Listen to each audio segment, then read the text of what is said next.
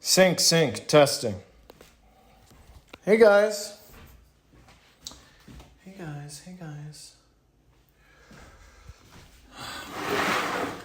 Put that there.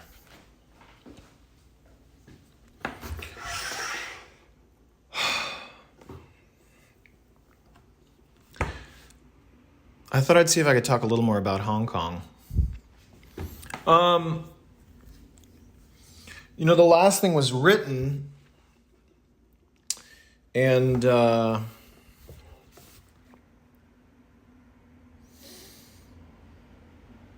it seemed a little written to me. I liked it, but then I thought, well, I could just write, I could just tell a story, actually.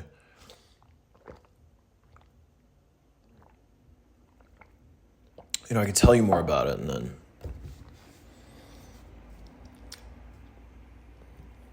there it is. Hong Kong. So yeah, I was there. I got there Christmas Eve. And then on Christmas morning, it's hot in here. Oh, by the way, what do you guys think of this idea? Everybody's being you guys are so amazing, and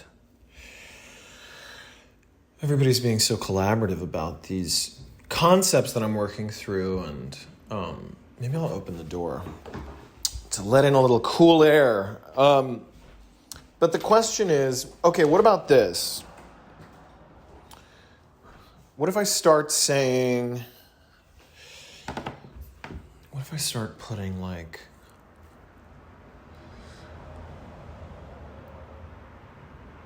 Patreon, right, in the description of the video?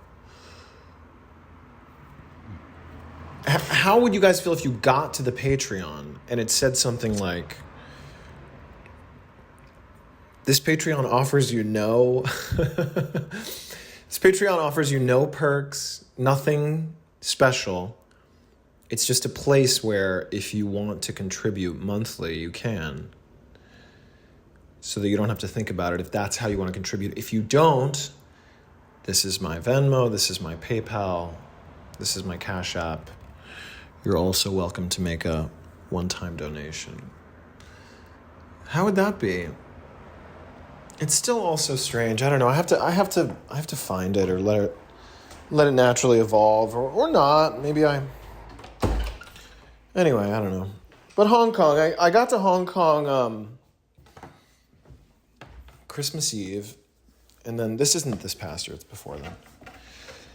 And then the next day was Christmas Day, and I woke up really early, but I weirdly wasn't jet lagged. It was like, I was waking up at 5 a.m. the whole time I was in Hong Kong for some reason. I was almost on a regular schedule. Sometimes that happens when I travel. Maybe some off schedule that I'm on when I'm home ends up being an on schedule when I get somewhere. Also, I think Hong Kong is...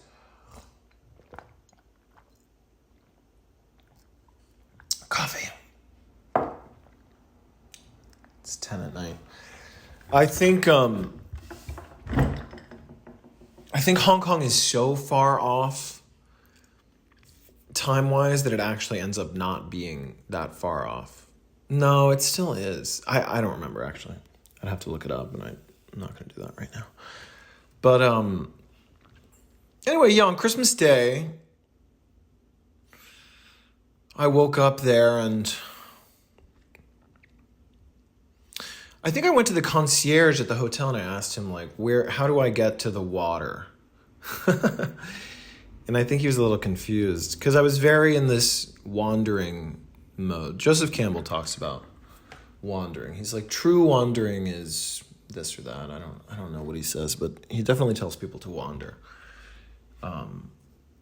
Without agenda in some ways, because then your feet will take you places, ideally. It has worked for me. And he was like, well, you can go here to the docks or the harbor, or I don't know what it's called, but... So I went there, and then I kind of walked into this thing to try to... I saw oh, there are ferries here. And one of them said to Outer Islands. I think I tried to get on another one first, but it was leaving. So then I was like, oh, I'll do this Outer Islands one. I think I could be wrong about any of this. My memory might be failing me at any given moment. But so then I got a ticket to that ferry, and I got on the ferry, and I remember I think it was that day, or because I did this twice. This was the first time I did it. The next time I did it, I knew what I was doing, but the first time I did it, I think this woman was like, Outer Islands, are you sure that's what you want to buy a ticket to? I don't know, maybe I looked like a tourist and I was like, yeah. And I was in this mode where I was like, I can get back, like, wherever I go, I can find, I could eventually just say to someone like, hey, I'm staying at the Harbor Grand Hotel in Hong Kong, like, how do I get back there? So I was like, unafraid to just be like, well, let's go somewhere, Which I only say because sometimes when one is traveling or when I'm sometimes you are like, you're kind of in fear mode, and I was very out of that, which is ideal.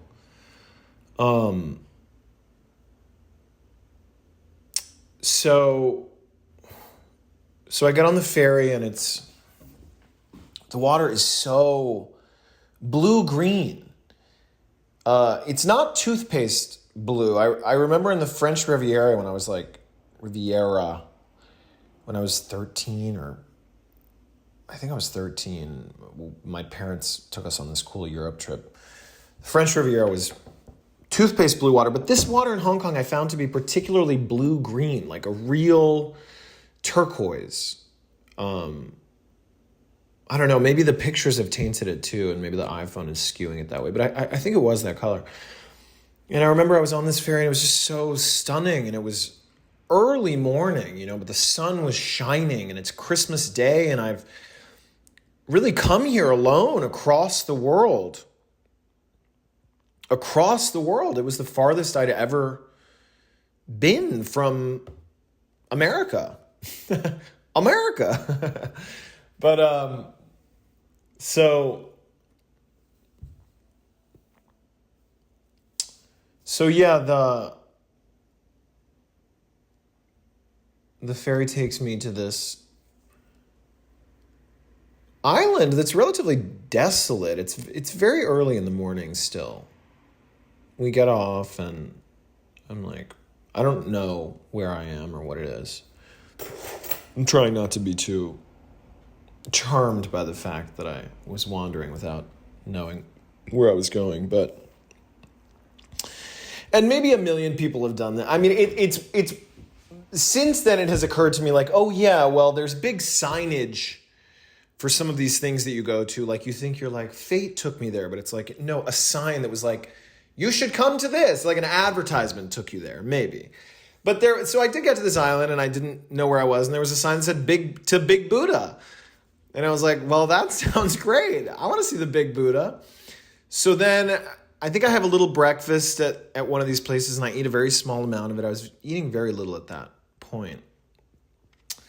And I get on eventually I have to wait in this line, and I think maybe it was it was a different day when I met this teacher, because I did this twice, as I've said. But I think I had some breakfast. Anyway, I get on this little bus. I didn't even have breakfast that time. And it takes me up to this big Buddha. It's like gigantic, Like as big as a building. I think. Am I remembering it right? Yeah. I mean, all of this is available online too, But we're storytelling around a campfire. And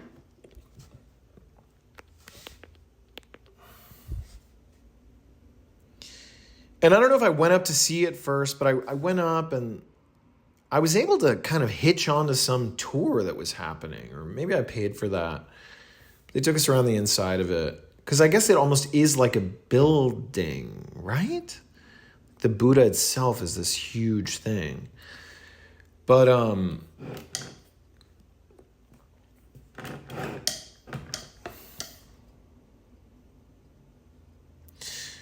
then I think after I'm like back down in this big open park area, and I talked to my parents on the phone who are in Colombia for Christmas, and maybe my sister's with them. And I remember my dad, I was like, but it was Christmas Eve still in Colombia. And I was like, oh, and I didn't tell my parents I was going to Hong Kong.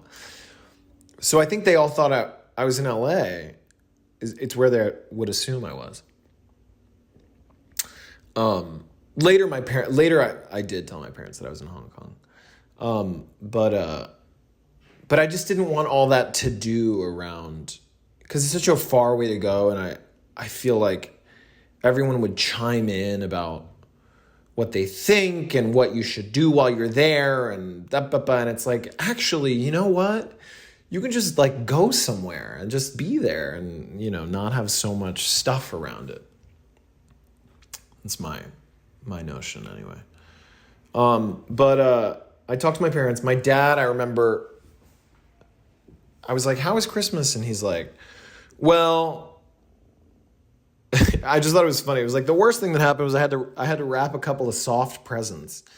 Because in Colombia, I mean, I don't know. My dad's American, my mom's Colombian, but I don't know how much this is a thing of my Colombian family. But they'll just wrap a shirt in wrapping paper with no box. And I guess my dad finds that unpleasant. I'm wondering if this lighting is too dim, because I could crank up the ISO on the camera. I think it's a little dim, but I think it's okay. I'm gonna let it be. It's just that in post, sometimes you put these LUTs on them.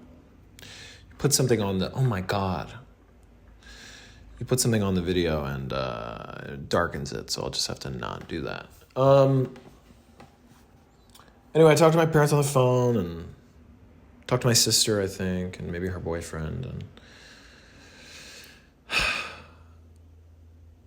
oh, I'm just remembering though, when I was on the bus up to the Big Buddha, it was going across this, what's it called when you're like on a road and there's almost like a canyon.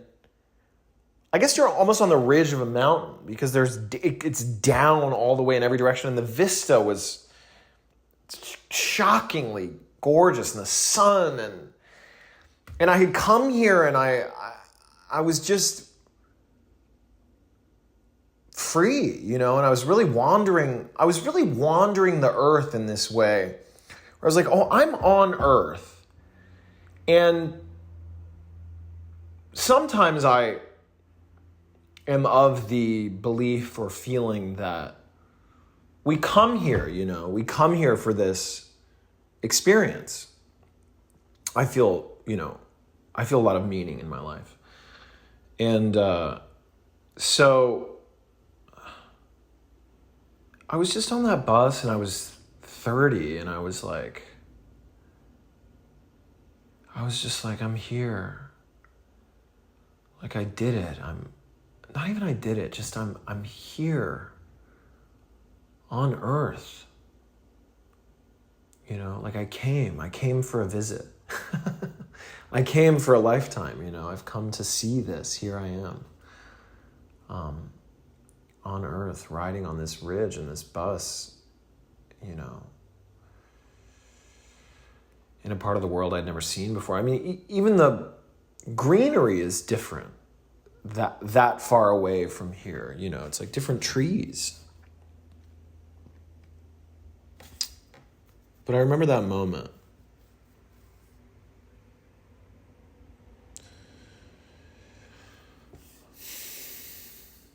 It was kind of like I did it too, I was like, fuck, I did it.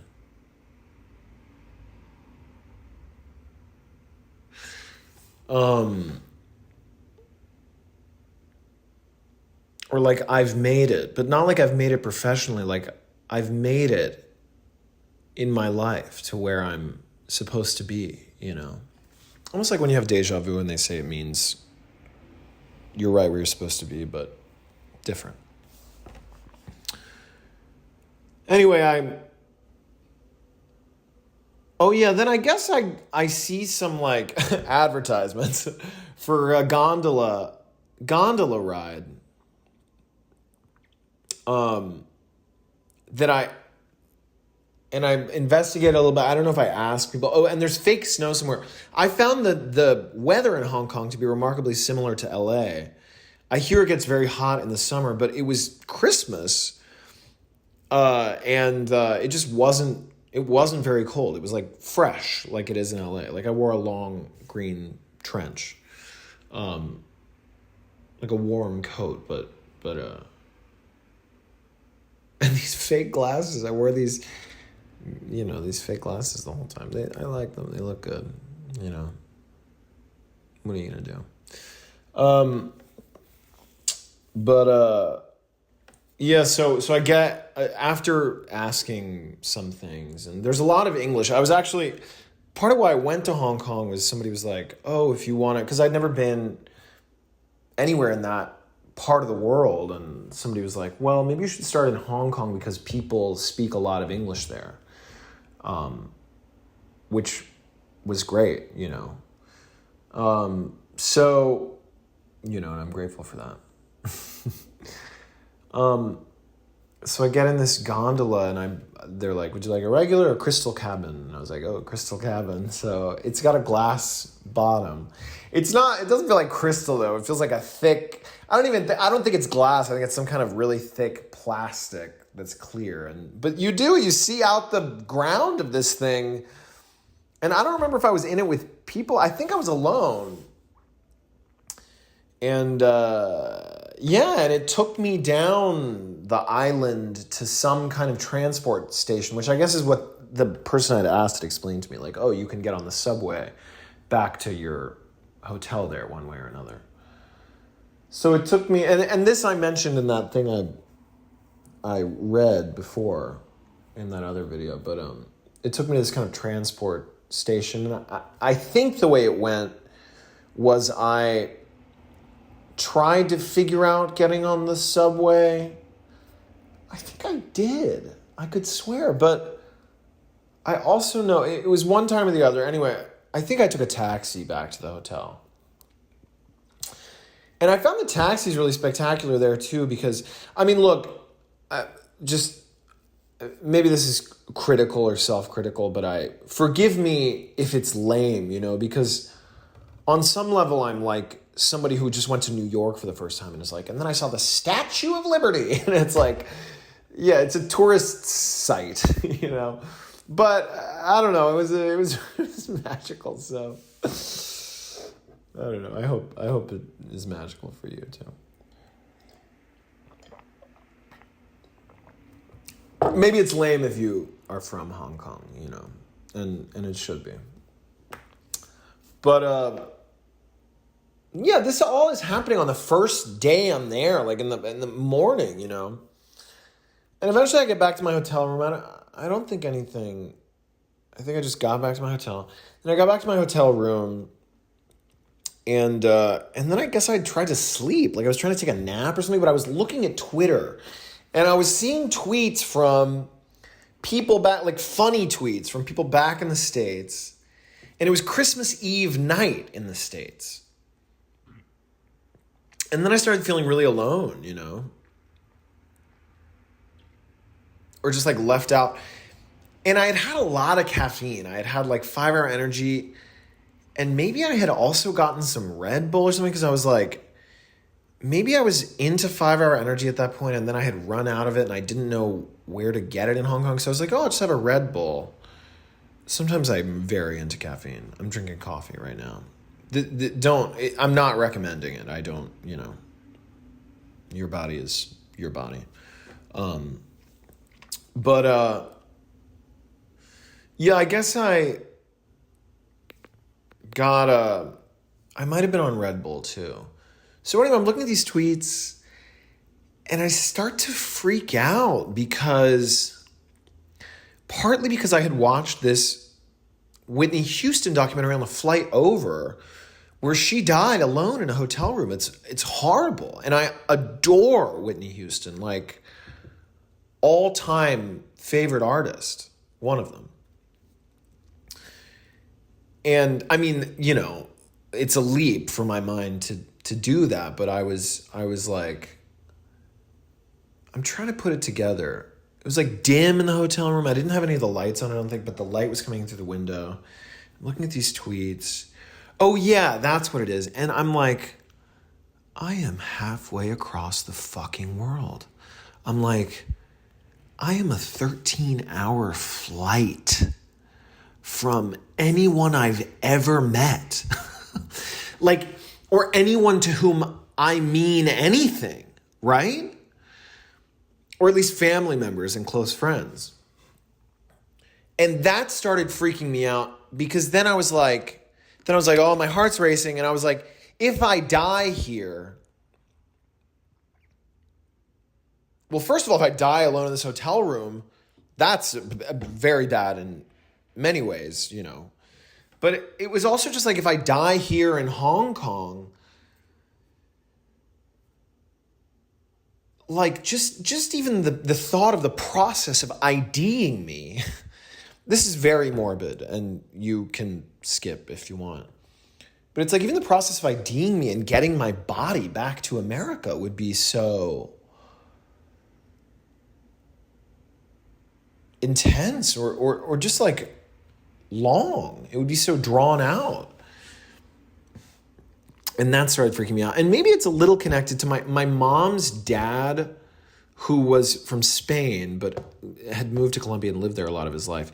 He died actually on a ship on the way to Spain or something. And it took them a long time to get his body back to Colombia. And so maybe I have something around that. And I need to maybe stop talking about this because I'm drinking coffee and I'm going to freak myself out. But anyway, I hope that wasn't too dark. When I'm looking down, I'm just making sure this is still recording.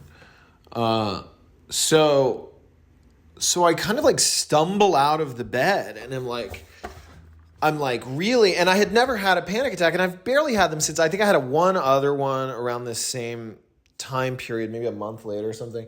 And maybe one or two other ones. But this had never happened where I had never really spiraled up into just being afraid to die or something, or of being afraid of, where it's like dong, dong, dong, dong, dong. So I start like stumbling and I'm like realizing, I haven't had really enough food. My body is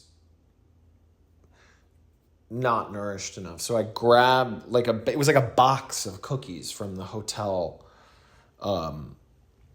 mini bar area. And I think I start to stuff some in my mouth as I start to get out. And that's when I'm like really feeling a bit like collapsy. I've got to get out of the room because I know if I'm at least in the hallway when I faint or whatever, that's so much better than if I'm in this locked room. The room, by the way, has a stunning view. A stunning view of Hong Kong. It had a view of this building that had writing. That was always having writing go up its side, like as big as a building.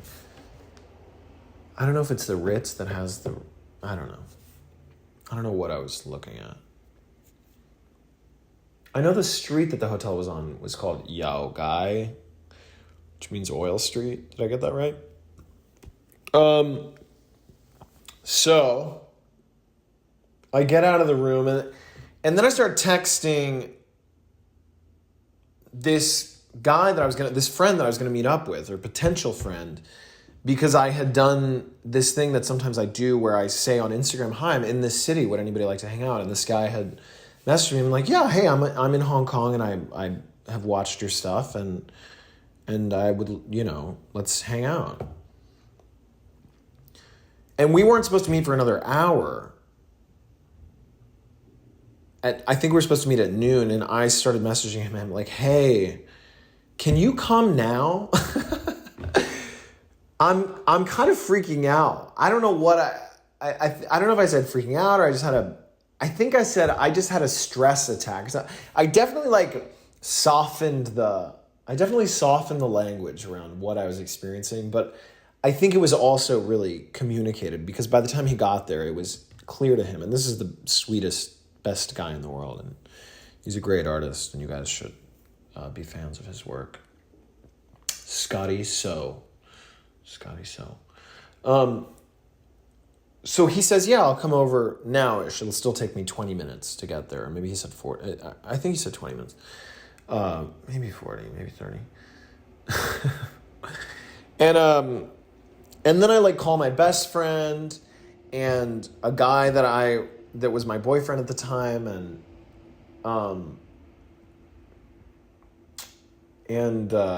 they're both so amazing and sweet and are just like, you're fine. You're not going to die, And then I think I got on the elliptical for a little bit, or the treadmill for a little bit, because I was in this phase where I had stopped doing exercise, which is, for me, maybe I do go through phases like that, but generally exercise is good for my body and most human bodies, So I talked to them, and then by this time, I think Scotty's texting me. I talked to them maybe for 20 minutes or something, and my boyfriend at the time, who was so sweet, said, you're not just going to be okay, you're going to be great. Which is such a great thing to hear, and I've said that to people since when they're in a bad space. It's like, no, you're not just going to be okay, you're going to be amazing again, and it's true.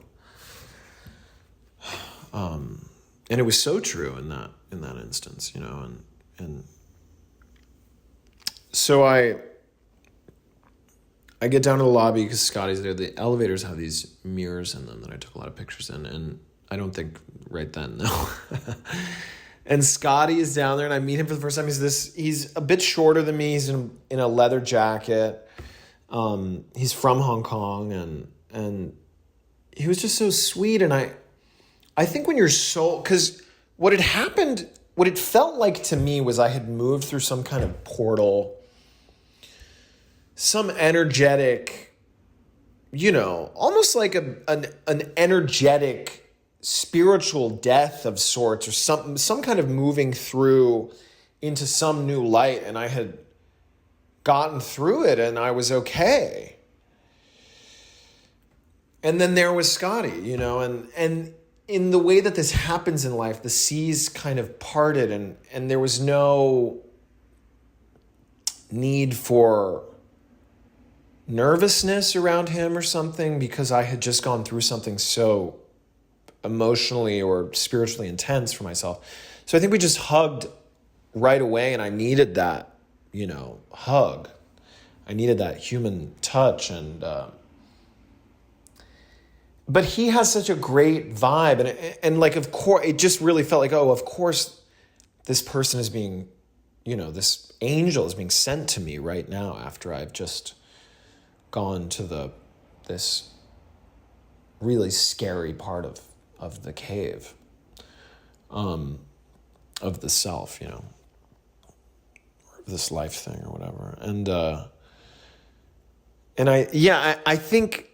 I was vaguely thinking, did we hold hands? But I think it was just that he was he immediately became comfortable, or I became comfortable draping on his arm, or him draping on my arm.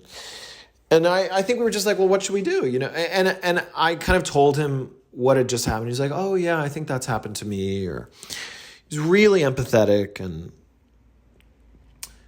he was like, well, let's go eat.